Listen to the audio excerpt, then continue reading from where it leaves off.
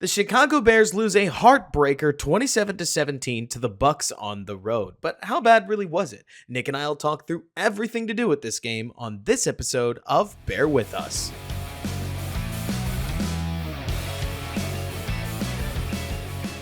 What's going on, everybody, and welcome back to Bear With Us, a Chicago Bears podcast hosted by yours truly, Robert Schmitz, editor-in-chief of Da Bears blog, here with Nick Whalen from Football Guys.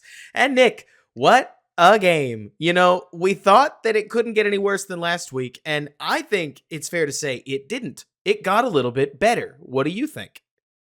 I mean, yeah, there were definitely positives and negatives. I think the hard part is that it just confirmed that we got some stuff to fix. Yeah. That's the hard part. It's not like, oh, we were just off a game, which is what I thought with, guys not playing in the preseason and things like that. But we got some real issues we need to find some be a problem solver to. I'll be honest, I just wanted to be the only Chicago Bears podcast that opens with a complete out of left field, like, let's talk about the positives after a game like that. I thought I could get you to laugh. It didn't work. It's just raw right now, That's the thing. For me, if you go back and you watch last week's game or last week's podcast, I look dead inside. You probably noticed it, that of all the pods we've recorded, that's easily the lowest energy. I hate saying it, but I think I pre-accepted this last week because it's always easy for me to buy back into the Bears. Buying stock in the Bears is second nature to me, Nick. But that last game had me really worried. And I'll tell you what, this game only makes everything I thought about last game feel worse. Let's go through a laundry list, right? Oh, for one, Matt Eberflus even tried to mix up different pressure looks, but this team is fundamentally incapable of generating pressure on the quarterback. And by the second half, Baker Mayfield looked at peace in the NFL as he has ever been. You could almost feel him saying, "This rules. I love this game." And if the only real positive you're stretching out of that is that the Bears somehow managed to only allow 20 points on the board, given 430 yards of offense. I guess there's a hat tip there. Justin Fields looked like he was missing reads downfield again, which is just heartbreaking stuff here in year three. We don't need to pretend that it isn't. And then Luke Getsy at various times didn't make anything any better. And in fact, had his own mistakes, because I feel like the coaching staff, in reaction to Fields, pivots wildly. And if I was a quarterback, I would take that as a personal insult, and it would affect my confidence too. Right? Because when the first couple times you make a mistake, the offensive game plan goes, okay, so we're going to do none of the stuff we talked about for an entire week. We're going to instead avoid you altogether. That'll affect literally anybody's mental. And it all coalesced in a game where there at the end, I really thought Tampa Bay was trying to give it away.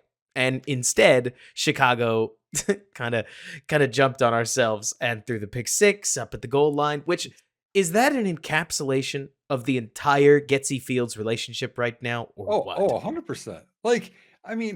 Because we chat during the game. We got a group of us Bears fans and we all kind of talk during the game. But it was just funny because it's like, okay, let's run a screen pass on first down, on 1st and 5, which I'm sorry, actually, I'm going to go back because one thing that bothered me on the first play was an offsides by Shaq Barrett. Justin Fields, throw it up. Who cares if it's an interception? Because it's a free penalty. And then he tried to buy time and then he kind of threw it away, just whatever. But that's when you do take the chance. I mean, last week when he was going to hit Mooney, but he got sacked. That's when you do it. So that's one issue that I have. But the 1st and 5 call for a screen, sure, I get it. That's fine. Sure. You want to start out that way. You think they're going to have a big pass rush. I understand. I think that's a pretty weak OPI on Claypool. How often do they call that? They didn't call the one on Evans. And I'm not here to complain about the referees, but right. Yeah. But I mean, well, that's a target to him. But even the blocking downfield, the rubs, whatever, I think that's a weak thing to call, but they called it. But then we were joking in the third because we're like, oh, that screen didn't work because of the penalty. You know what they're not going to see next? Another screen. What are you doing? An interior screen. And I get it. Tampa stunts, which is not what you want in the first place. But you look at those linebackers, they had the screen covered anyways. There was nowhere to go with that ball. Nick, I'm not going to sit here and defend Fields more than is worth. Though there is, look, it's balanced. That's not fair, Nick. The better way to put it is there's a lot of blame to put on everybody. Blame Yeah. is not you can make it a percentage, right?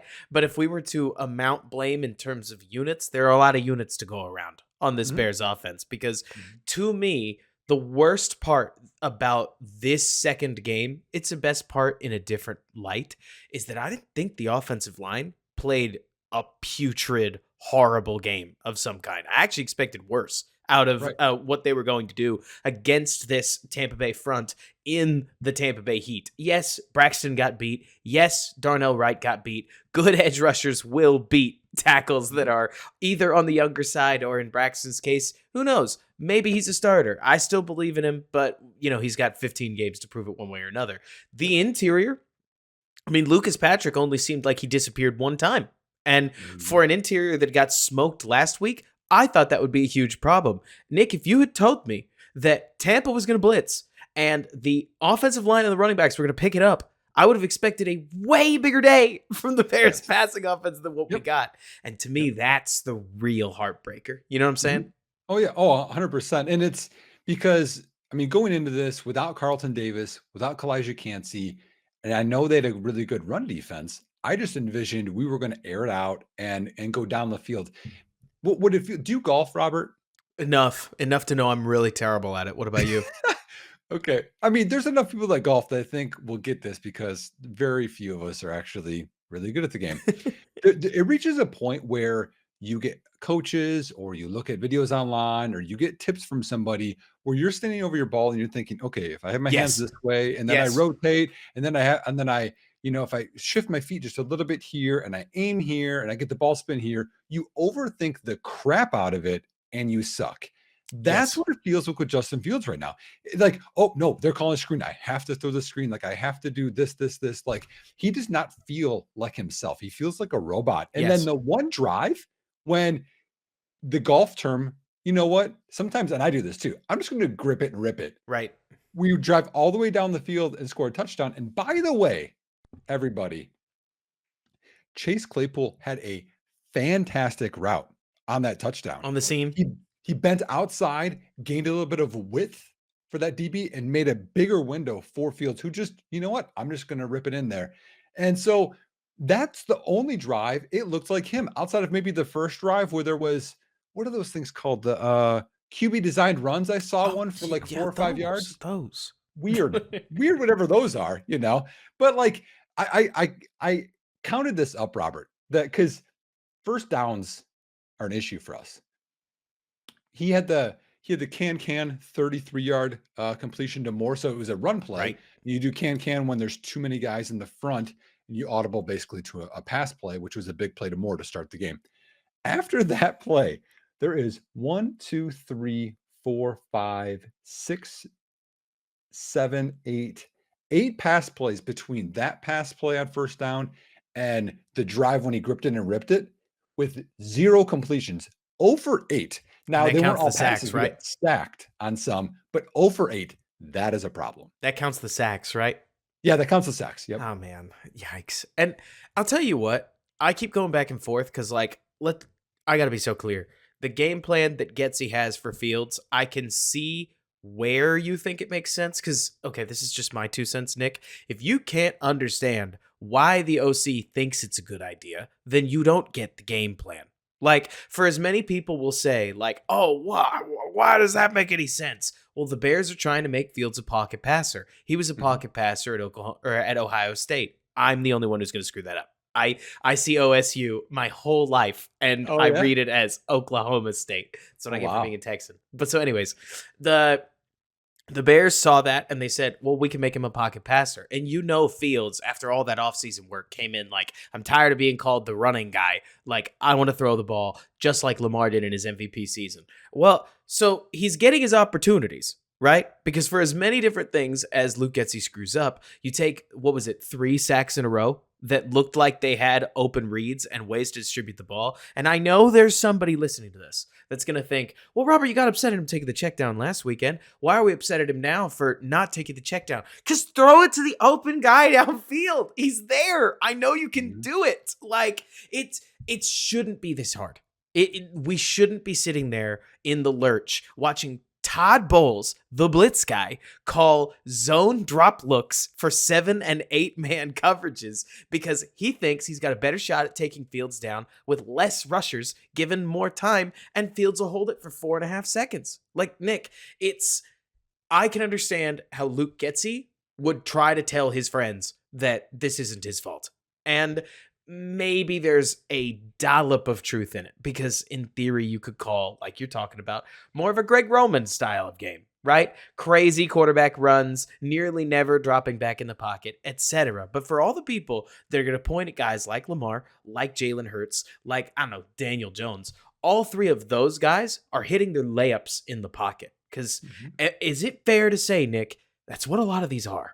Like, these aren't complex triple layer reads where the only way you're going to get a completion is by putting your eyes one way, drawing a linebacker out of position, and just stuffing the ball into a receiver's hands. A lot of these are open. And if you can hit these, the defense has to adjust to them, opens up a bunch of other stuff. But we aren't hitting them. And a coach can't forever put his player in position that he knows they're not going to win.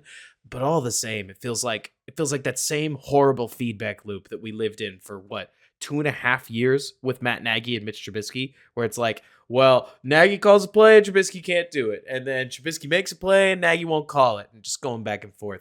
Am I crazy for being on the seesaw? No, I mean, he lacks confidence. That's like the easiest way to describe it right now. He's not hitting the layups. I don't know how many of these are open. We'll wait till we see the all 22. I mean, the one drive that sucked the most is when you get at midfield after the field goal block, which that was a positive play for Rasheem Green, shockingly. Awesome play. And he drops back, nothing's there. I mean, twice he's scrambled and taken a sack running up the middle, which I don't understand. Like, just go outside. That's what you do. And then you have the reverse to Bayless, who Cole Kmet gets blown up 4 yards back, and that's negative 3 yards, and then another sack. Like, it was just like, what are we doing? Like, we can't even do quick. And honestly, the best quick game guy right now is like Cole Kmet for 6 yards or 10 yards or whatever. But yeah, you have to hit the quick game on time. But then if the guy's wide open in the middle of the field, which I saw one to Tyler Scott, I don't know if you saw that one, they ran like a rail to the running back, trying to go maybe up the seam, and he checked there and his eyes like stayed there and didn't come over to Scott. But I mean, we'll see a lot more, but kind of like last week, I mean, it's almost everybody. Like, Oh, yeah. there's a designed quarterback sweep finally. And where's the snap? High and right. Like exactly where it can't be. So more time goes by and flow and it gets blown up. And it's just constantly a bunch of errors. Braxton Jones, false start. And now first and 15 or second and 15. Like people are just consistently stepping on each other. So I have a couple of things here, which I think are surprising. Well, you had talked about like feeling bad. Okay. This might make you feel good. I hope so. Okay. So one positive, I'm just going to do one positive for the defense, and then we'll just talk overall. So the defense allowed that first drive of the second half for a touchdown, 89 yards. Mike Evans had two long completions. One was for a touchdown, which I couldn't believe on 3rd and 13. But no. After that drive, I'm not going to count the 2 kneel downs. The defense allowed 48 yards in the second half after that drive. And that's on, let's see, 1, 2, 3 drives. That's pretty good. I mean, for at one point being down 4 of your top 6 DBs and knowing you don't get a pass rush, I'm like, you kind of did your job at defense. So that's a positive. Nick, second play of the game. What happened? You want to remind me what happened? Second play. I can't remember it. So that's Andrew Billings creating pressure because that's what he did all last week. He may be real. And Jaquan Brisker showing showing improved anticipation, jumping in front of a slant route that, man, Nick, if he catches that, we don't even have the questions about like Justin Fields and whatnot, because it wouldn't surprise me if the Bears just trot all the way home to a win. Like, they almost had a pick six. Well, because then Baker doesn't have confidence. Like because momentum is a thing Right. and confidence is a thing. And here was for everyone that maybe you didn't follow all this stuff closely. Here's the Bucks game plan. Okay, they ran the ball some and sometimes more effectively than actually I thought they would, but it was okay. Tyreek Stevenson's a rookie. We're going to throw at him all the time. And then, oh, hold on, the safeties are out. Okay, now we're going to pick on Elijah Hicks on a deep dig, or we're going to do this. Okay, now we're going to go back and pick on Stevenson. Oh, hold on, Terrell Smith's over there now. We're going to pick on him. And there's a 20-yard completion. Like that was their entire game plan. And honestly, it's what I did in high school when I was in OC. Like you just pick on, oh, that guy's a freshman. We're definitely going at him. And so we're going to have growing pains like that. But for them to like stiffen up and then this is the exciting part for me. And this is, again, another positive because I think there's a lot that people are like, the sky is falling. And I mean, and this is football. You're going to win, you're going to lose, whatever. Is when the game got close, it was 20-17, and we needed to stop. Defense came up with one.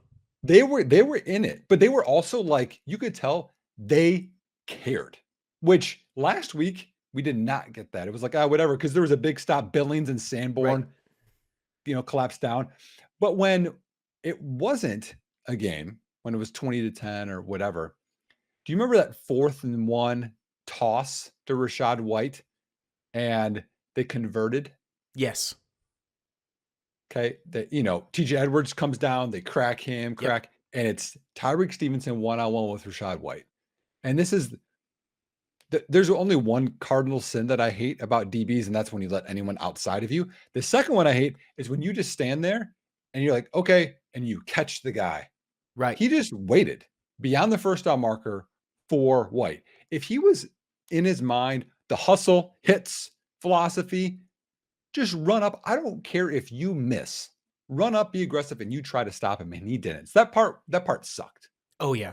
I mean, I'll tell you, Nick, that whenever I look at rookies, I always feel bad for guys like Tyreek Stevenson because to me, there's Sauce Gardner, who is like 1 in a million. Most rookie DBs, even the good ones, look more like Derek Stingley than Sauce Gardner. And Stingley, from what I understand, is looking pretty solid this year, like a normal second-year corner. But as a rookie, it's always tough out there. And it doesn't help anything. This is totally just me commenting on Eberflus's scheme philosophy and where I disagree with him. But it seems so strange to me to get these overbearing, long, physical corners like Tyreek Stevenson. And you have one in Jalen, but honestly, Jalen Johnson's best trait is his versatility. You want to play him in spot drops. You want to play him like he's 5'10", he can hang like he's 5'10". You want to play him like he's 6'4", he can hang like he's 6'4". He's 6 foot. And he's like 190 pounds, but he flexes between the sides really prettily. You can play cover 2 zone. This might be blasphemous. The CIA may break into my studio here and take me away for saying this, Nick. You can play cover 2 zone with press. You can play, and you don't even have to use physical hand press. You could just press at the line of scrimmage with your body as you drop into your zone.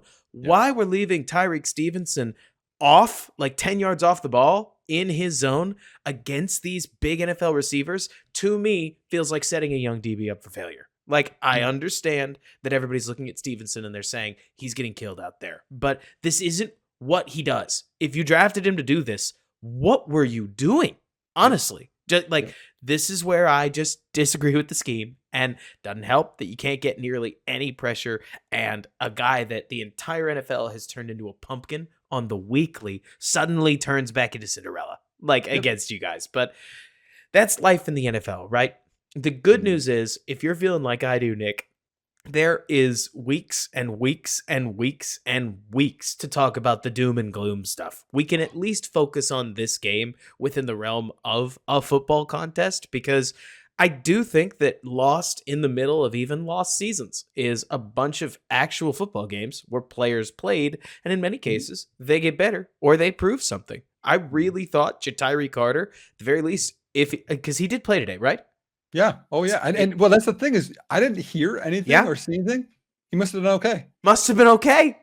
And that's a huge win. I thought Darnell Wright was hanging in there for the majority of the game. Like, there's a lot to actually think is okay. It's not like great, Nick, but it's good for the future. Like the future pieces as the core of this roster maybe kind of falls apart. The pieces that are going to support the next core of the roster look like they could easily be pretty good. And that has me relatively upbeat. Obviously, it stinks that the offense effectively scored early, had a rally drive late, and was nearly over throughout the rest of the game. But I'll Yep. tell you what, Nick, here's another opinion that I am actually shocked that coexists with such a poor team. For as bad and unexplosive as the Bears offense has been, DJ Moore looks like the truth. Like, to me, he looks like he is so good. What do you think? Well, for people that don't know, DJ Moore had 7 targets this week, only 2 last week, 6 receptions, 104 yards. When's the last time they had a 100-yard receiver? That's one thing. So yeah, no, he looks fantastic, catches everything. Breaks a tackle Um, every time he touches the ball. yep, Doesn't matter yeah, where he caught it. It's yeah. insane. The one thing that's different with him is like, play speed and all that kind of stuff. He never looks like he's trying that hard. He No. just has like this smooth calmness to his game, and he's always like a step ahead of everybody.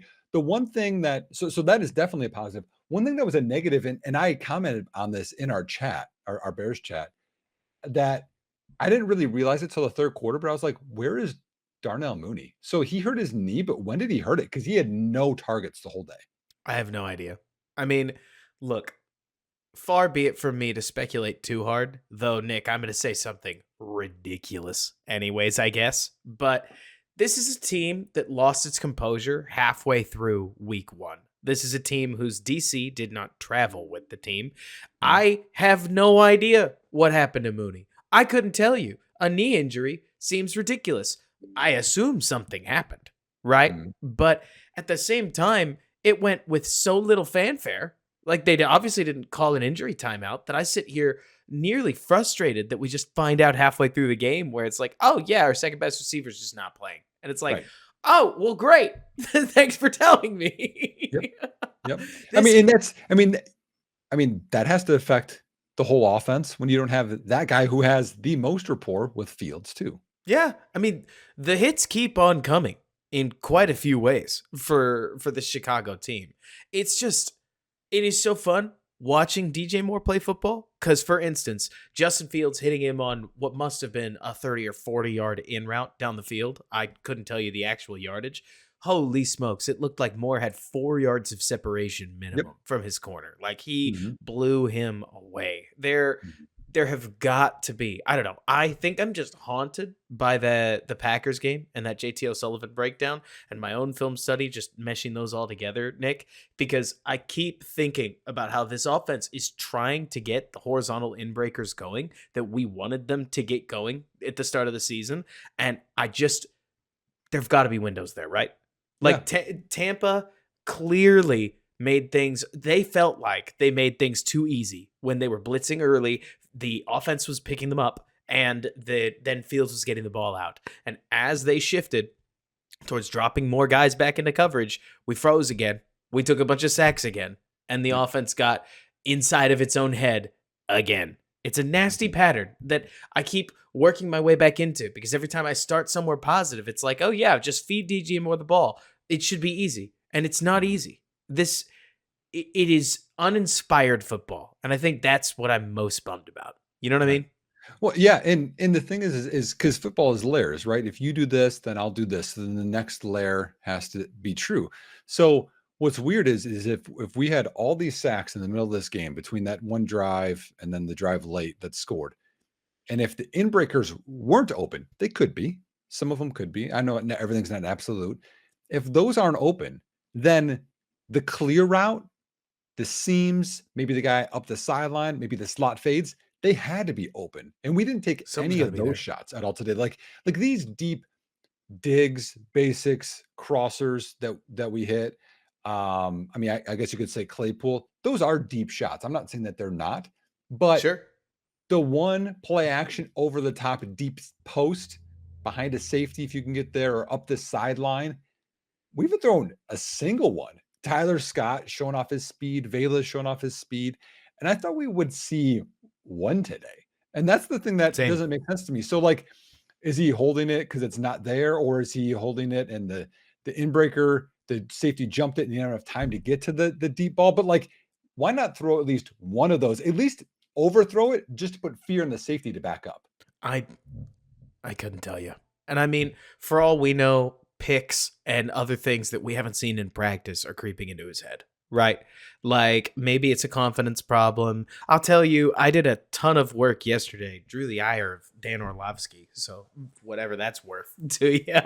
But I remember I was stopwatching a bunch of different quarterbacks dropbacks, and I'm still probably going to put something out because unfortunately the story didn't change. So this will No. be just as interesting next Wednesday as it would have been yesterday. But Nick, it meant that I ended up watching Tua and Jordan Love, who I've watched a ton of, and Jared Goff and Derek Carr and Jalen Hurts and Lamar Jackson and even the rookie version of Justin Fields. And every quarterback that I mentioned was pacier through their drop, but moreover, they move at the top of their drop back. They are cycling through their reads with their feet. And it feels like Fields, like we saw in that Braxton Jones sack, is just hitting the top of his drop and freezing. He didn't do this as a rookie. Like No. something has changed. And Yep. I don't know whose trouble it is. I mean, I was just talking to Jeff Hughes earlier before the game. He's pretty well connected within the org, and he has no idea who, if anybody, is telling Fields to be less aggressive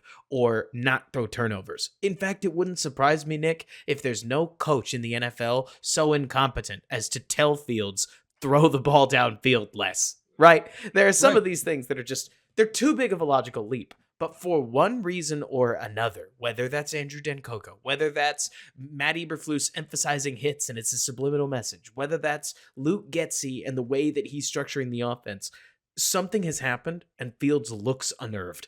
Nearly every time he takes longer than 2 seconds, then he gets in his own head. You don't get any of those natural instincts. And to go all the way back to where you started this show, he becomes the golfer that's saying, oh, well, I got to shift my feet out here and I got to turn my wrists a little bit inside or else I'm going to hook the darn thing. Oh, and I can't pull the club all this way back or I'm going to overswing. And then, would you believe it? He scuffs the dirt, leaves a massive divot, and the ball goes into the water, right?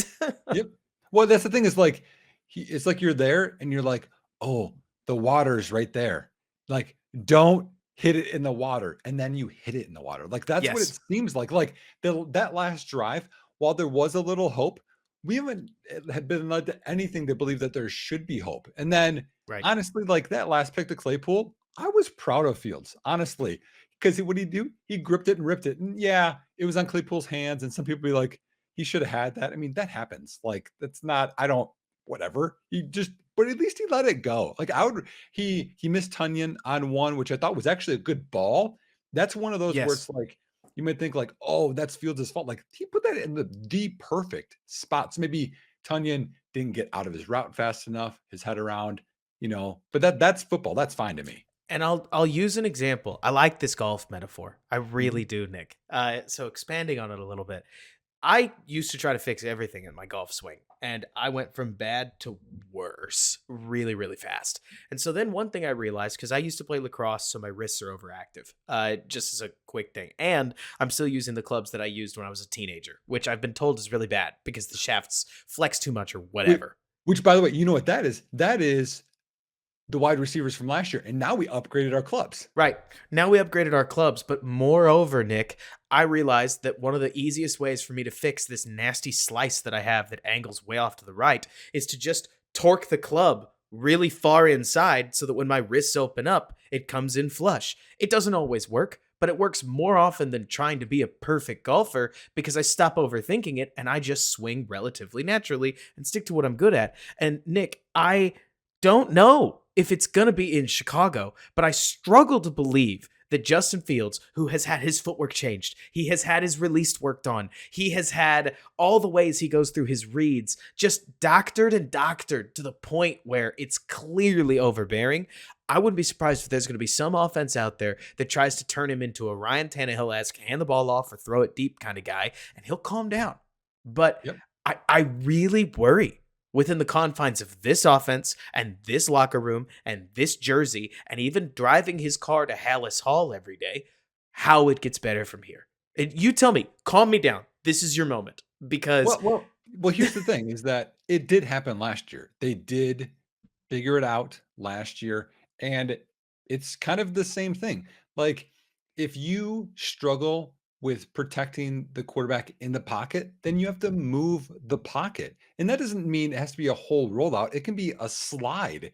Because yes, the defensive ends, right, where they're at, they run that loop knowing that okay, the quarterback's going to be somewhere in this area. But if you move that area, it makes the one D end his angle way off, and the other one has to readjust on the fly. So the twists and the games and the blitzes are all designed for this one certain point. If you move the pocket a little bit or you play action, like we don't even do this anymore. This game, I can't remember one. I'm sorry. One was the goal line run that he ran in, is the split zone boot action, right? Outside zone. You have the tight end coming underneath to either kick out the end, which is what you have the big play action passes off of, or you roll out and he leaks in the flat. Like those are concepts that give you time. He can be an athlete. Like we got sacked, twice last week on it. So I get that you might be a little gun shy. You didn't even try it. Like that goes into right. his strengths. Or we talked about this, Robert, prior because we were excited about Fields. We What were. you could do with him. If you ran empty, spread it out. You could run your screen game through it. I don't really care, but it makes the defense identify. And this is what the Eagles do. Okay, you do that, great. And then you look at the defense. Oh, they only have 5 in the box. You could pump a screen and you could run a draw 5-on-5 and you could run. Like start running him north and south. He can do it. He did it today one time when you called it. Like stop being afraid of whatever.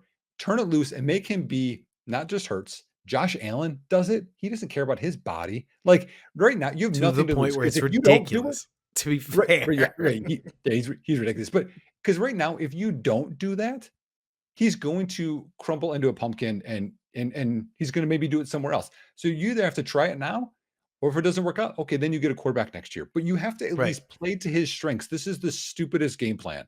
I can't even fathom how dumb this is. I'm going to risk saying something that I don't mean because I don't mean the way that somebody's going to misinterpret this. You put this on Twitter, and I swear I'm going to find you. I'm going to find you, whoever does this. Tyson Bagent, given 10 weeks, makes more sense for this offense than Justin Fields does.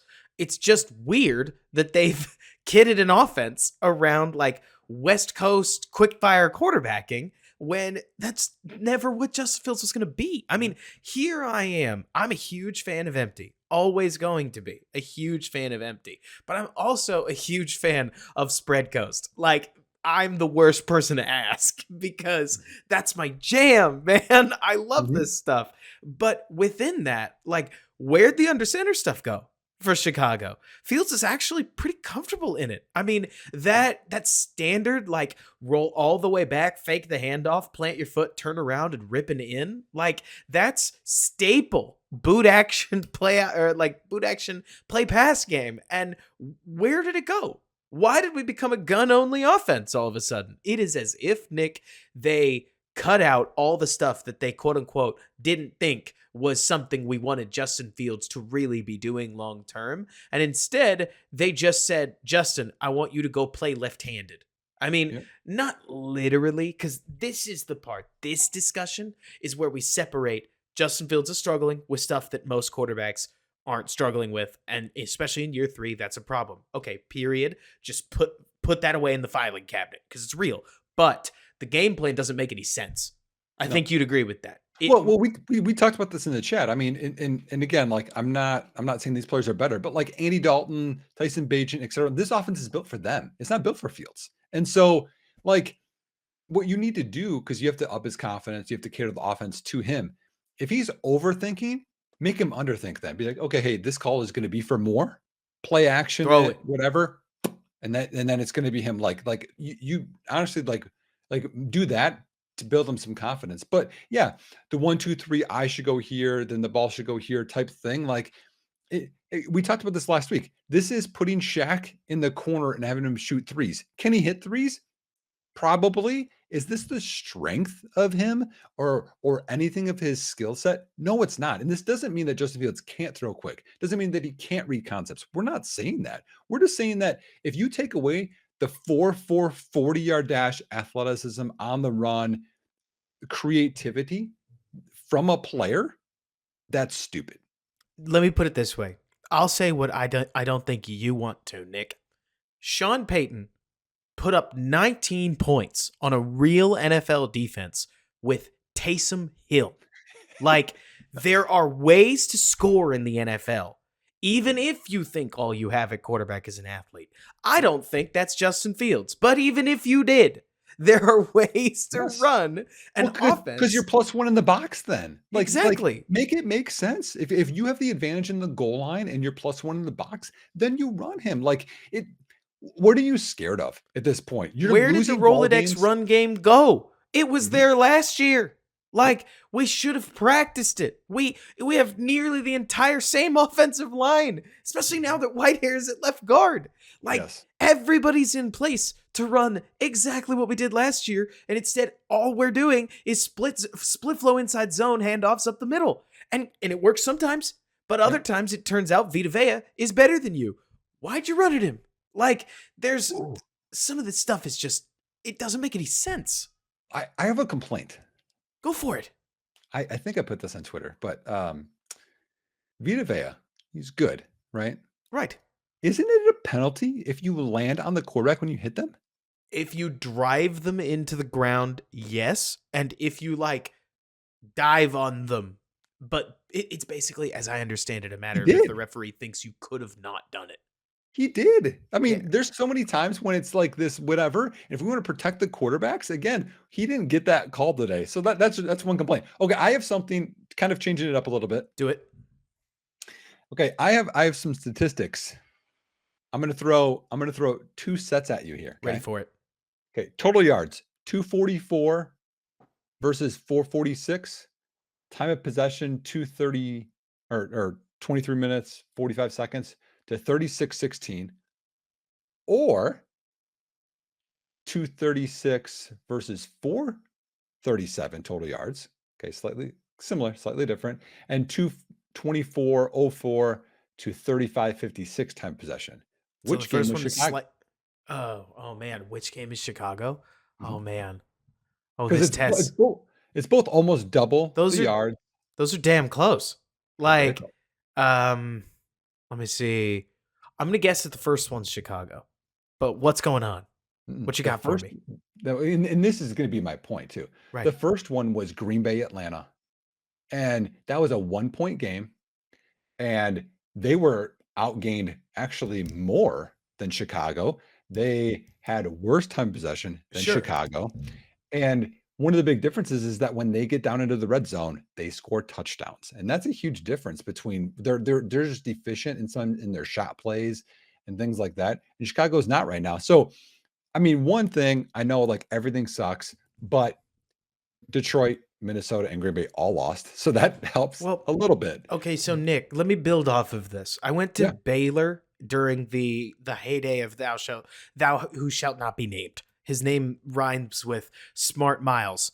And apparently now, if you bring him onto the sidelines, it is nearly fireable, as Nick Leddy fouled out just the other week. But the point is that Bryles' offense was all catered around, if we have even the most modest mismatch on the outside, I'm going to hit that over and over and over and over. And I'm going to hang 77 points on you because you might think I would only call this play once. I will call it every time if I've got the mismatch, and we will keep scoring on it. And within that, it feels to me like the reminder that I'm trying to get across is that the NFL is all a bunch of thin margins. The difference between a win and a loss can be the difference between whether Jaquan Brisker hangs onto the football. It can be as tight as things were in Seattle. It can be the fact that Jordan Love played. I mean, he didn't pass for as many yards as Justin Fields did, for instance, but the Green Bay offense was still able to put three touchdowns on the board through Jordan Love's arm, partially because of the process through which he plays quarterback. I'm not about to freak out and make some crazy take on this podcast, but it's more to say, Nick, that like you're talking about, things change in a hurry. And in Mhm. theory, if the Bears add a little bit of talent and they get a scheme that matches up with the quarterback, because at the end of the day, I think my take for pretty much the rest of the year, Nick, and we'll see. I hope my mind gets changed, but they're going to play in Kansas City next week. So Mhm. I don't know if things are going to change fast. And then after that, they get Sean Payton. And like, who worse to smell blood in the water and come for your team than Mhm. Sean Payton as he tries to put the Broncos back on the shelf? But the point is, at the end of the day, an offense, and certainly an NFL team, is a group project. It's not unlike anything that anybody's ever done in school, where you and 4 or 5 other people are going to go through, you're going to work on something together, and then you're going to present it to the class. And at the moment, the Bears aren't good. Whole thing is bad. And Yep. is that Justin Fields? Is that Luke Getsy? Past a certain point, am I crazy for thinking it doesn't matter? And at the end of the day, the No, Bears it are doesn't. probably going to get some new major players as soon It's as next year. it's everybody. Like, that's the thing is someone's like, "What's going on in Chicago?" Like, who's good? Like, it's tough to say, like, I DJ. mean, I think DJ is good. DJ is good.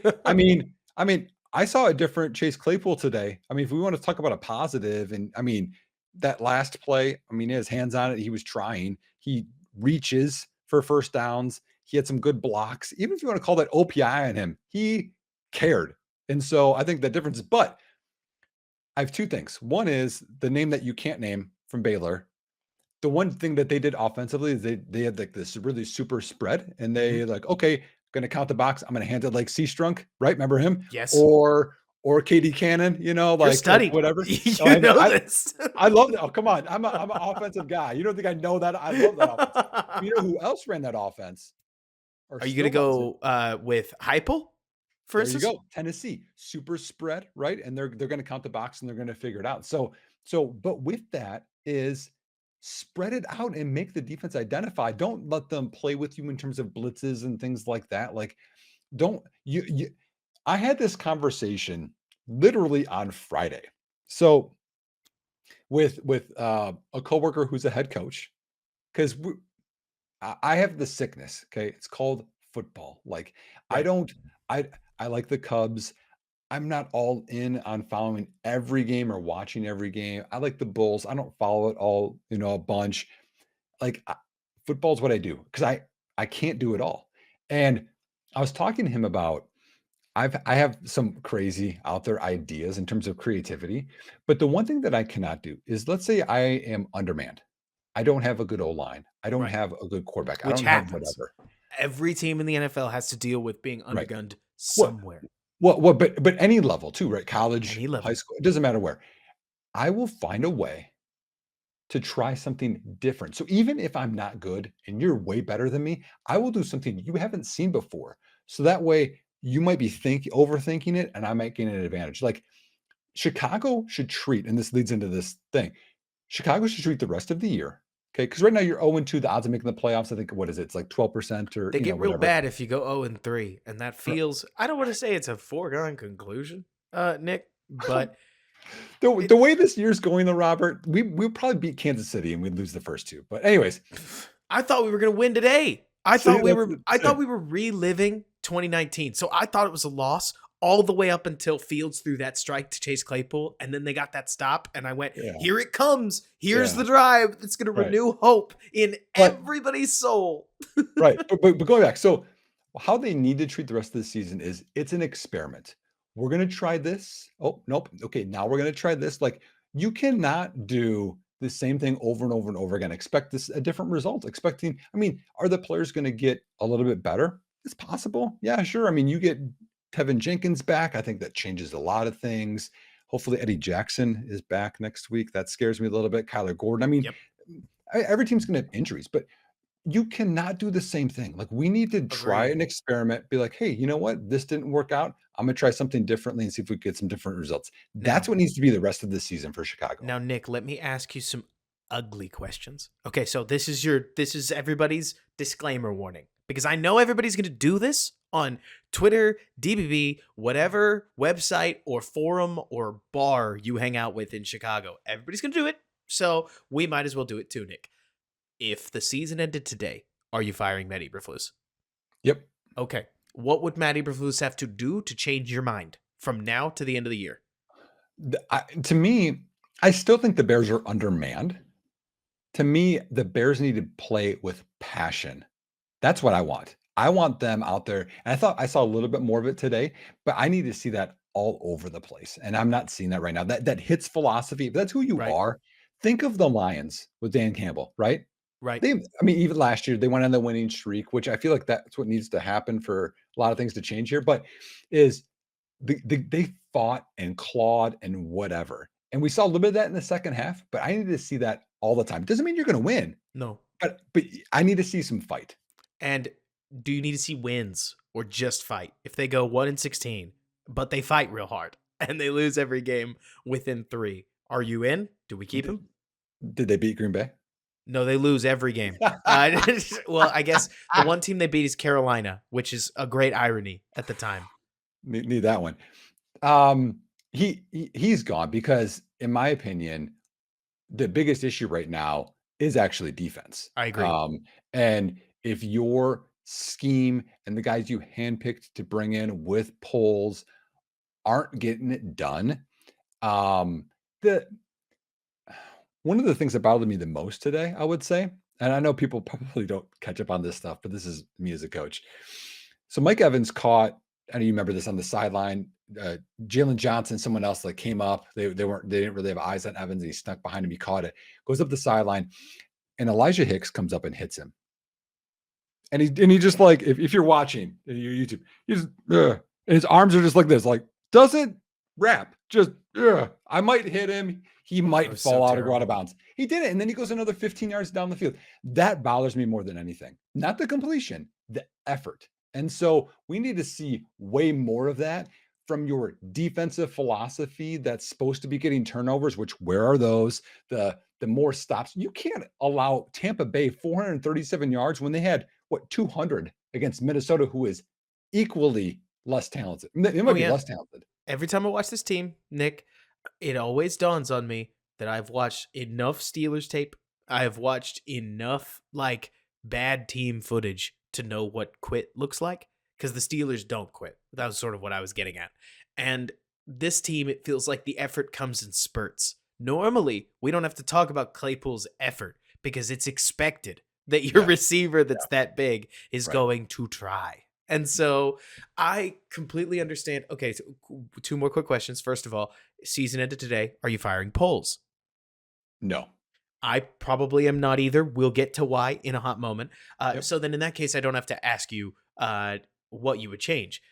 If we were going to talk about the horrible, awful stuff, Nick, to me, there is one elephant in the room, and that is that if the Bears start 5-0 or 6-0, because I don't know if they'll beat Minnesota at the rate that they're currently going, then at some point you have to start thinking about 2024. And if you think about 2024, you know that your team could jockey for the first overall pick. And that if you get the first overall pick, Caleb Williams is not a given. Drake May is not a given. If you like Shadir Sanders, JJ McCarthy, whatever direction you want to go, nobody's a given. But Caleb Williams is at least closer than the options were. Forgive me. So I think last year is a great example of a quarterback class that had some strong quarterback prospects, in my opinion, Nick, but that none of them wowed me. The Bears' decision to keep Justin Fields, trade down, acquire talent instead of starting over with Bryce Young is a decision that I would make again, even in the face of what we are seeing right now. Unbothered. Yes. The team that Caleb Williams theoretically would inherit is a better team than the team that Bryce Young would have been playing on. And that to me is mission critical. Mm-hmm. I digress. The Bears, I love them. It's a family run organization. This isn't exactly a brand new set of billionaires. And they have shown us in the past that they are slow to fire people. Let me put 2 and 2 together, because Brad Biggs wrote an article about this last time we did this circle. He talked about how the Bears actually have to think about how many guys they can fire at a time because they don't want to pay the buyouts, because that takes money that sometimes the org doesn't have. If I had to guess, Matt Eberflus will put them in a position where it's hard to not fire him. That's my guess. I don't know how. If Matthew Eberflus leads your team to 2 first overall picks, you can't fire him. right? That's Hugh Jackson stuff. You have Right. to make that move. But if it happens, Nick, Ryan Poles theoretically will have an awfully large war chest of cap and draft resources, and he'll be able to pick, in theory, an offensive head coach that can grow with the rookie. You look at what's going on in Indianapolis right now. Tell me that's not something to be envied, right? Like, and that's even with Anthony Richardson having gotten hurt today. Like, That's the frustration. it Because is. Richardson is way more raw, less starts.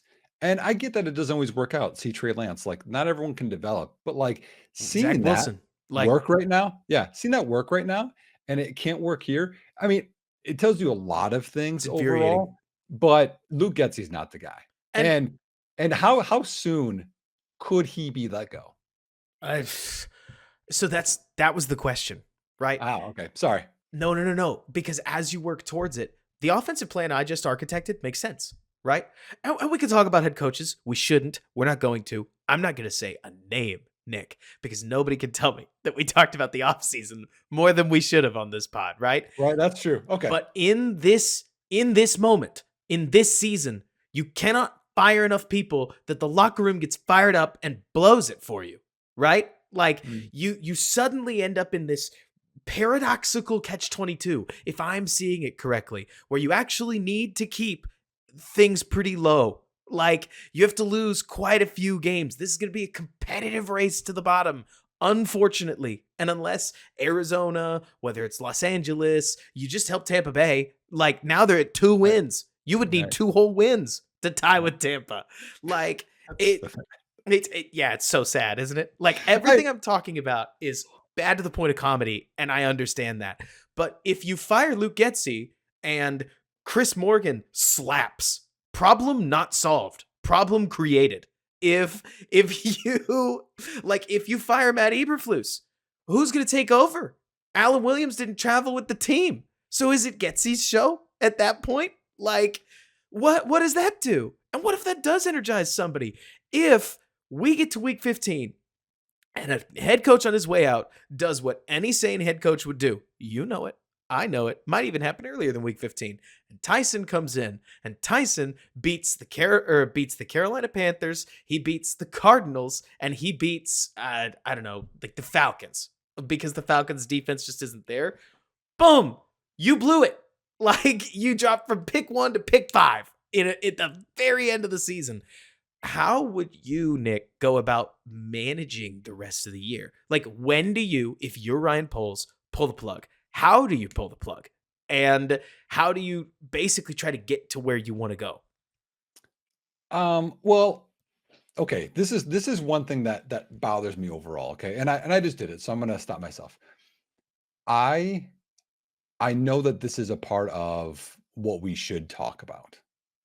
But you But hate it? I also these are people. And like Of I course they hate like are. saying this person should lose their job because like if someone said that about me and my job, it would bother me. So I get that. But overall, right now, I think that you can't make any change for 5 to 7 weeks for anybody, I agree. no matter what happens at all. Don't Like think you even could do it till you're 0-8, 1 yep, and 7.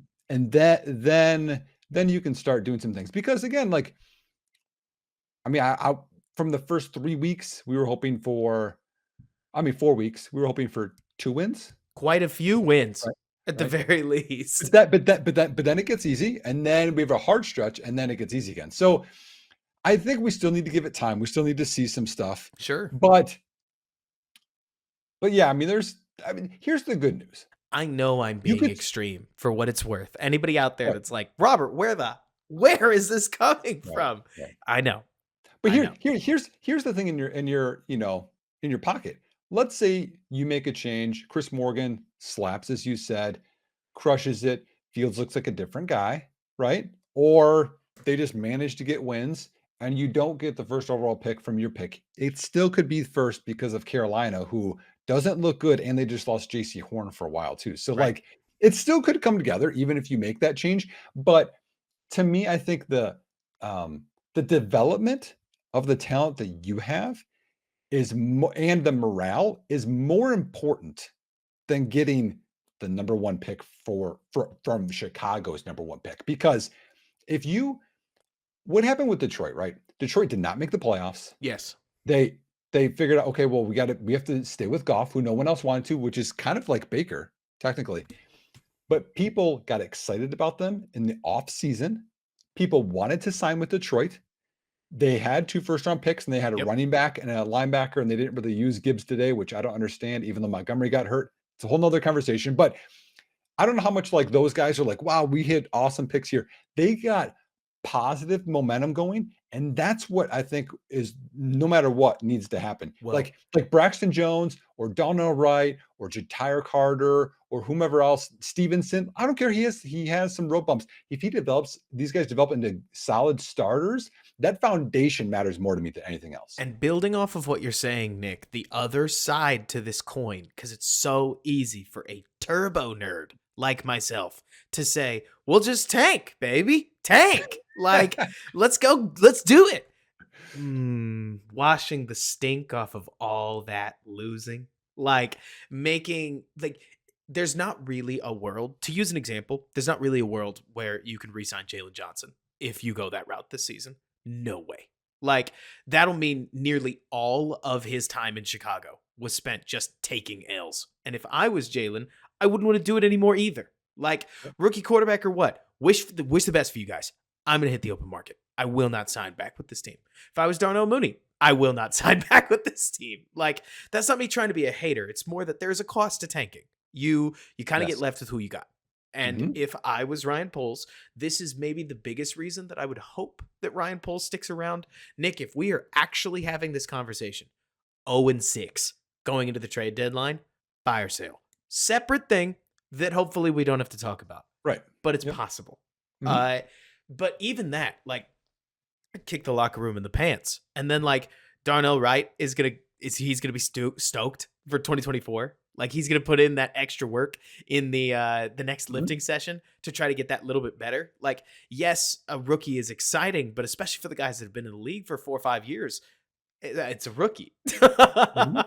Yeah, and being hungry, helps motivate, but also, like we talked about, confidence helps motivate too. Because, like, you think of, again, this is going to go way back, but prior to you being born, Robert. But the '84 Bears were good, but they got embarrassed by the 49ers in the playoffs, and then they came back hungrier and they dominated it all. So, like, that stuff matters. Like, Matters a lot. you can lose and still have some positive stuff from it, and then you can lose and be embarrassed, and then nothing comes from it. So, actually, I'd like to shift to some more to, like, today and some of the players, if you don't mind. One guy that I was critical of last week who changed a little bit of my outlook was Khalil Herbert. I thought ran hard. He ran good. He made really good cuts.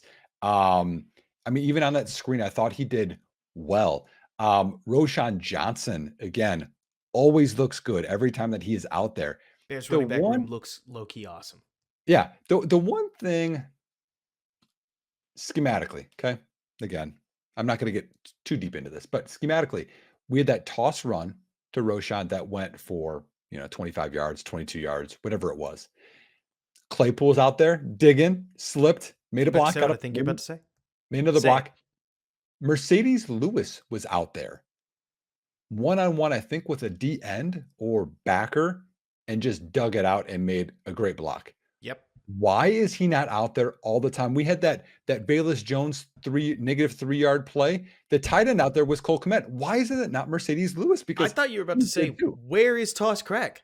They ran toss crack and these toss plays on, like, nearly 35% of their run calls last year. And suddenly we're going to pass. And I get it. We traded for a receiver. I normally like passing the ball, Nick. Right. But 6 sacks will do this to me.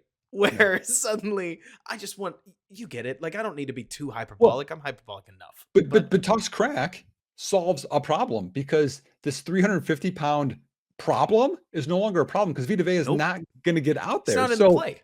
Yeah, exactly. It makes, again, make it make sense. And it was working.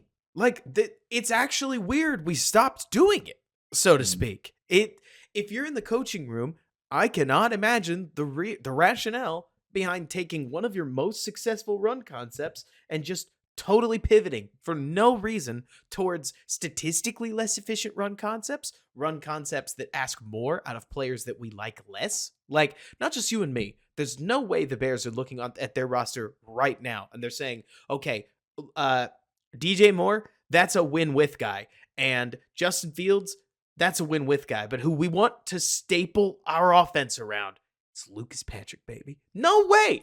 No way. No way the Bears are looking at their interior offensive line right now thinking these guys are going to win for us. And that to me makes all these inside runs. I get it. All 22 always helps. They're rarely all up the A gap, but in the real time, they always look like they're all up the A gap, I know. right? But even so, man, I'm just I have amazed. one. Like, I take notes during the game just so, just to reference some things because I'll forget some things, Right. while we're talking here. So here's one so this is after the first drive. I think this is actually the third drive. It's 2nd and 10. This is what my notes say. Okay. I don't know if this is detailed for anybody else, but this is just how I work. So I just have 2nd and 10, run versus 8-man box equal why? Question mark. Like, why are you running that 2nd and 10 against the 8-man box? Like, that's another one to can and throw, but is it built in? Is it not? Like, there's just so many things like, and in my mind, that's probably run up the A gap for like 1 or 2 yards and it's 3rd and 8, which is terrible. Like, why? Well, one thing you and I talked about last week, pretty sure we talked about this, and if not, this is me talking about it. Luke Getsy, I would swear he was behind the one play call the entire game. Like, you know how audio will get desynced with different videos sometimes? It was like Getsy would see a penny front from Green Bay, and he'd be like, sweet, we need to run the ball. Next play. And the next play would be not a penny front, which is a 5-man box, but instead it'd be a normal 7-man box. But we'd follow through with the run and it wouldn't work because it's against a different formation on a different down and distance. And I wonder if that was still a problem this week. I think it's a little more obvious when I watch the All-22 because in the moment, I don't have any idea what's going to happen. Yeah. I'm so focused on the ball, man. I, like every other fan, I'm sitting there like, what's going to happen? You know what I mean? Yeah. But how about defense? Anything defense you want to talk about? Honestly, I think the defensive philosophy bums me out so much that I don't ever know how to grade the defense. I'll use best example. Tyreek Stevenson gave up a touchdown that everybody's mad about late in the game to Mike Evans. And I think he may have passed off cover 2 and that was just a whole shot that was wide open on 3rd and 13 and a philosophical problem. And until I get to the All-22, I can't confirm or deny it. Am I being a Stevenson homer? I mean, Nick, it's possible. But also, that looked like cover 2 to me, and that's a down and distance where they call a lot of cover 2, whether it's cover 2 or old school Tampa 2. I don't know. And so there's some of this stuff with the defense that's a lot easier when your front is any good, but it's not, and that's okay. But also, okay, and that happened as well with Terrell Smith when he passed it off on the 20-yard completion to Trey Palmer up the right sideline. Right. The safety didn't get over, which was also, I think that was like 2nd and 10 or 3rd and long. Mm-hmm. But on the 3rd and 13 where Evans gets a touchdown, why are you in cover 2? Why are you in cover 4? That's what they want to do, man. They want to play cover 2 man. Like, that's what they want to do, man. They want to play cover 2. Like, on these long downs, they want to play cover 2. I mean, to me, what's frustrating is that I can sit here. So anytime I say anything insightful, I always think that the coaching staff should be relatively embarrassed. Like, if it's predictive. Does that make sense? I don't think myself as a stupid person, Nick, but I don't have access to near as much footage, and I don't have a team of people reviewing it like these NFL teams do. If you or I can catch it as just one person, then, like, dang, it's obvious. The Bears only call man on 3rd and 4 or less. Like, in 3rd down situations, it is a zone call. Nearly no matter what it is, if you're looking at 3rd and long, because they think that cover 2, they can just force the ball into the flat and rally tackle. And it is not working because when you've got a billion years, you can hit the whole shot. You can plan for it, and teams are planning for it. Mm-hmm. I mean, I hate to say it. Okay, keeping things real simple. The scary part to me is that Jordan Love and Baker Mayfield are the worst of some of the quarterbacks that you're going to deal with on the schedule. Like, it's not even a Patrick Mahomes thing. It's a Russell Wilson thing. It's a Kirk Cousins thing. It's a Jared Goff thing. It's a Jimmy Garoppolo thing with Devontae Adams. Like, it's, you see what I see that face. And I agree with you, Nick. I'm just like looking. So like we're gonna have Mahomes, Russell Wilson, Sam You get Howell, Howell. Kirk Cousins, Jimmy G, Justin Herbert, Derek Carr, Bryce Young, Goff, Cousins, Goff, Watson, whoever Arizona's starting at that point, Ritter, who did not look good today, No. and then Love. I mean, you get some bad ones, but this Yep. isn't last year's QB schedule. And the No. guys that are supposed to be struggling, like the tune-up games for the defense, are dicing us because of the scheme philosophy. And that just burns me up, man. Like, because again, I wish that we had a coaching staff that we could sit here and we could talk about, like, okay, well, what about the pressure looks? What if we ran a couple more of the pressure looks? We didn't work. And No. No, if anything, it I got like us that. gashed worse. Yeah, I like they at least tried it. Oh my, Mhm. this is bad. This is not Bears news, but kind of Bears news. I just have to talk about this for a second. So I glanced over to look at some the schedule, right? But then I can see the scores of the games. Arizona is up 20-0 on the Giants at the half. I'm telling you, What? man. Like, this isn't even a Giants comment per se. It's more like I think it is so easy for us to listen to all the talking heads. If you're like me, I did it too, right? Where I tell myself nobody actually tanks on purpose. And then I talk myself into believing that Luke Getzey's unbelievable week 13 game plan against the Green Bay Packers when they were winning and then they just decided to take all the air out of the balloon by themselves, that must have been tanking. Right. Surely that wasn't on purpose, right? But And now it's like, oh no, I think we were trying. And then you look across the rest of the league, man, and it's like Jonathan Gannon tried. They kept that game close the entire way. Sean McVay won. Todd Bowles won twice. Like the Bears can.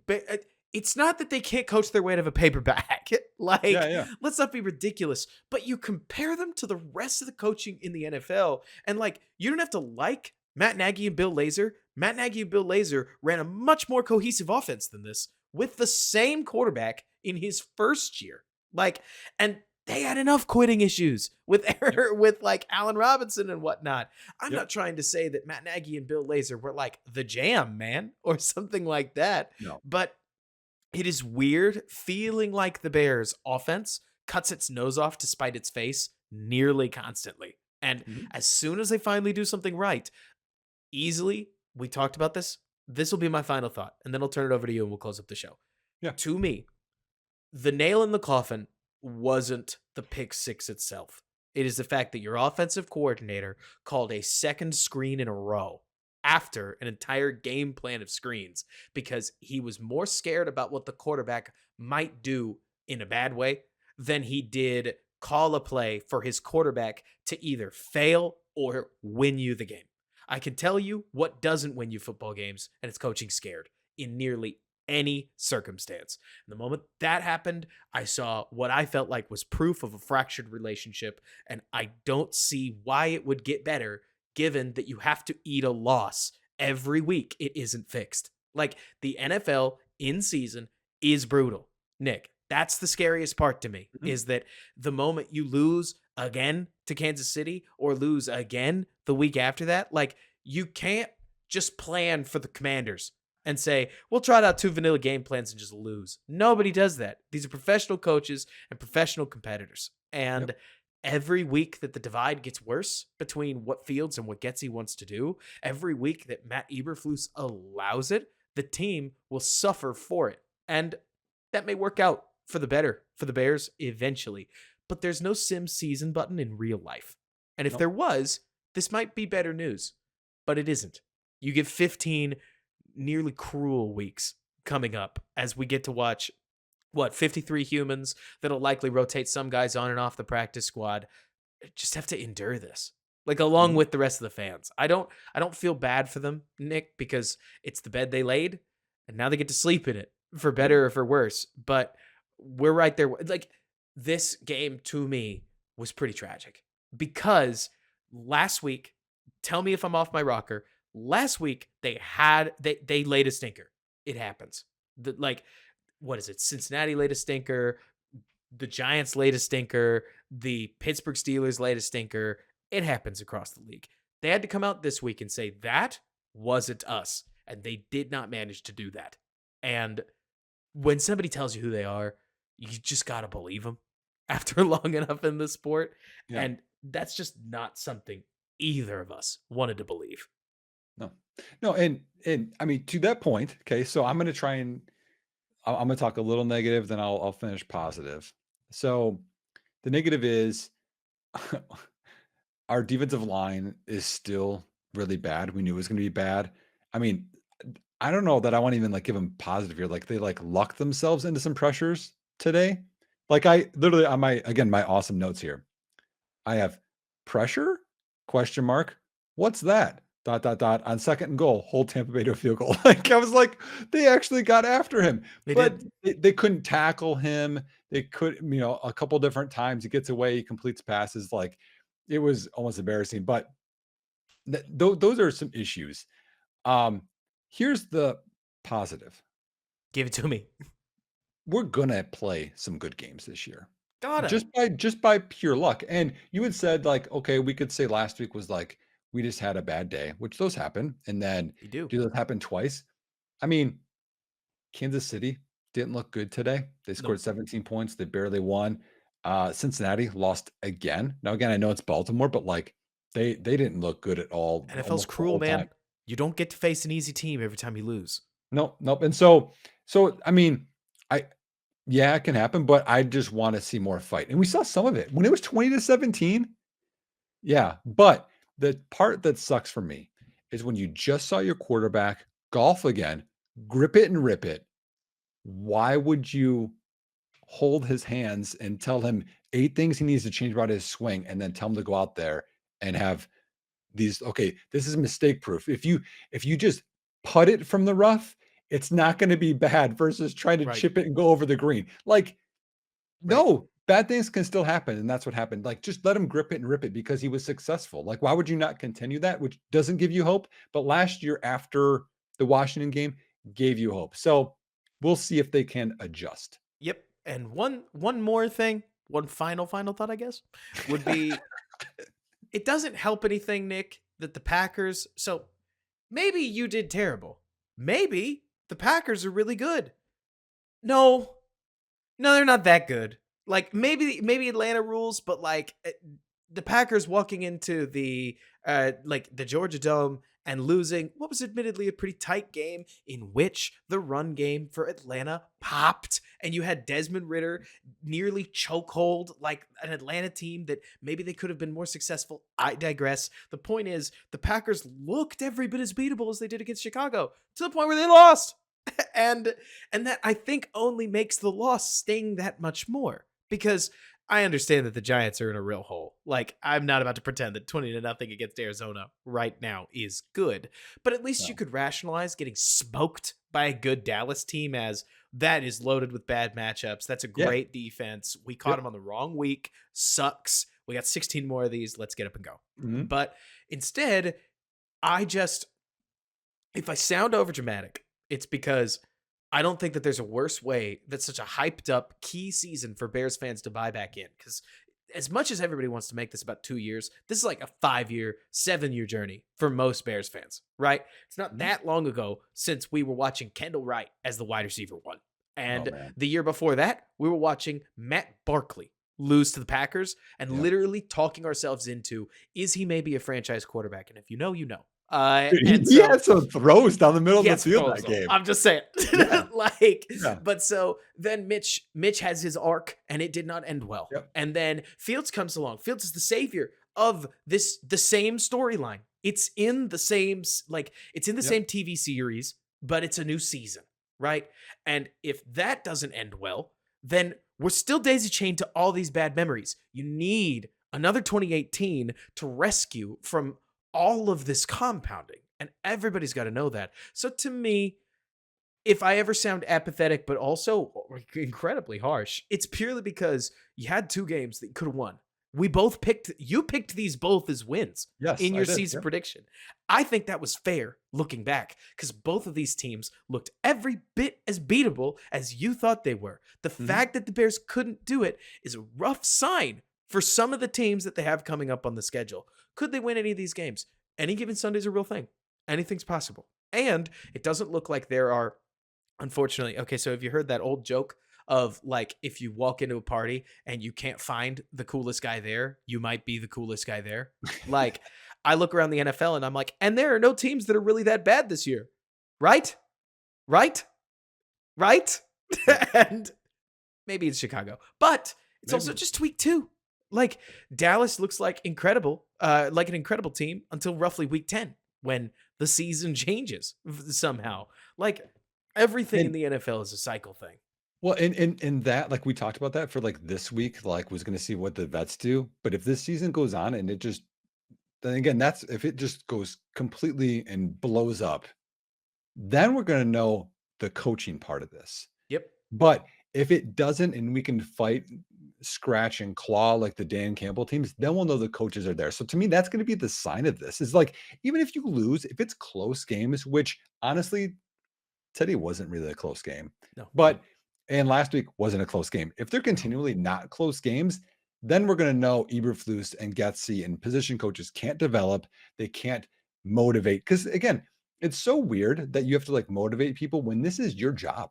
It's your Yes. job. You're going to get paid if you do well. You're going to get paid if you make someone do a cutback, even if you don't get the tackle. Like if you can't get them to actually do their job and like learn techniques and get stronger and sacrifice yourself for this, then you're the problem. Yep. Maybe you're just not cut out for this. But we'll Yep. see. I mean, I'm with you. I think I'm just calloused from all the calling for jobs that we've had to do Yeah. that suddenly I get comfortable with it, but I don't want to be comfortable with it. And so, uh, final, like to close things out, thank you guys so much for listening. DM us if you like the show. We really do like hearing that you guys like the show. Or if you hate it, tell me why so that we can fix it. We're here. Uh, Mhm. Wishing the best for Alan Williams and Nate Davis and everything that those guys are going Yep. through. Completely Yep. separate from the football field. Like our hearts are with you as you go through anything that you're going through. I am Robert Schmitz. This is Nick Whalen. You can find me on Robert K. Schmitz or on DeBear's blog. Nick, where can folks find you? At underscore Nick Whalen or at Football Guys, where I write every Friday a DFS article if you're into DraftKings or FanDuel. We love it. And then we will be right back on this channel or whatever podcast service that you listen to next Thursday, I guess this coming Thursday, as we talk preview to the Bears' massive season swinging upset over the Kansas City Chiefs. Get them. We'll see you then. Until then, bear down. Thanks so much for bearing with us.